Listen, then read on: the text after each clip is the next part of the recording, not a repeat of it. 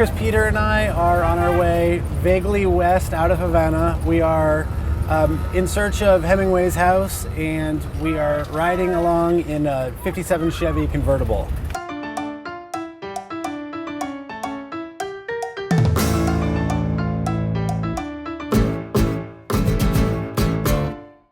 You might hear enough right now to notice that nothing sounds like sort of a stock V8 car of the era. So we're told there's a Volga engine, 4-cylinder, gasoline powered under the hood right now. We've got a 4-speed manual transmission. And even though I'm not the one pushing the pedal to the floor, I think it's safe to describe the accelerative experience as old school.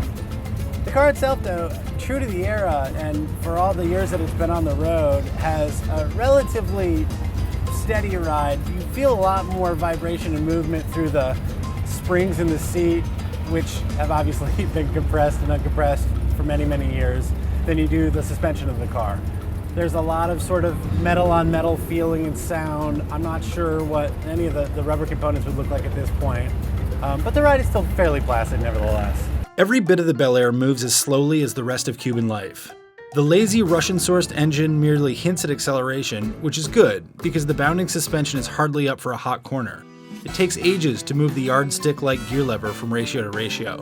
Even the seat springs seem unhurried to return to their original form after being compressed. To call it a relaxed way of travel is some serious understatement. Compared to some of the cars that I've seen around here, it is really nice. The panels seem to be fairly original. There's a little bit of, obviously, like pitting and rust in the chrome, but by and large, it presents really, really well.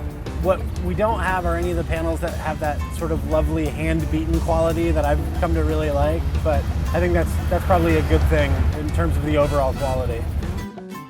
So here we are at Hemingway's house. We've made it all the way here in the 1957 Chevy Bel Air. The roads, as you get further out of Havana, get increasingly bad. There's nothing that's particularly driver-worthy that we saw, at least on the trip out here.